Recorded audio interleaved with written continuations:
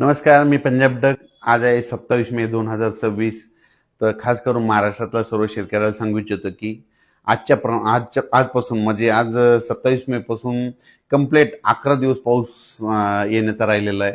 म्हणून सर्व शेतकऱ्यांनी 11 दिवसापर्यंत म्हणजे या 11 दिवसामध्ये म्हणजे 7 जून पर्यंत तुम्ही तुमची शेतीची कामे करून घ्या. कारण की राज्यामध्ये काय होणार आहे, 7-8 जूनच्या नंतर देखील मान्सूनचा पाऊस येणार आहे.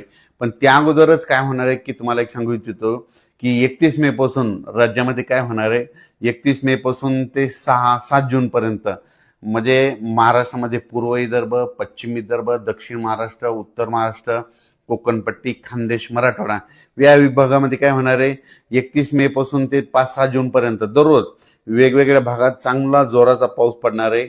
काही काही ठिकाणी ओढे नाले वाहणारा पडणार आहे, काही काही ठिकाणी रिमझिम पडेल, काही काही ठिकाणी विजेच्या कडकडाटासह पण जिल्ह्यात मात्र खूप ठिकाणी पावसाची हजेरी लावणार आहे. म्हणून हा अंदाज सर्व शेतकऱ्यांनी लक्षात द्यायचा, म्हणजे 6 जून पर्यंत.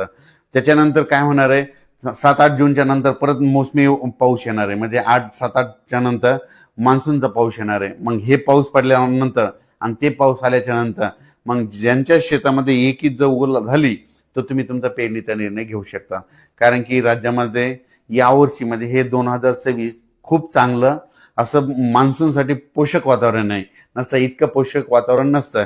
पाऊस एकदा येतो लगेच पुन्हा निघून जातो, पुन्हा येतच नाही. पण यावेळेस काय होईल की जून लागतात म्हणजे 31 मे पासूनच काय होणार आहे, बऱ्याच ठिकाणी पूर्व मोसमी कुठं मान्सूनचा पाऊस, बऱ्याच ठिकाणी काय होणार, मान्सून पूर्व पाऊस दाखल होणार आहे.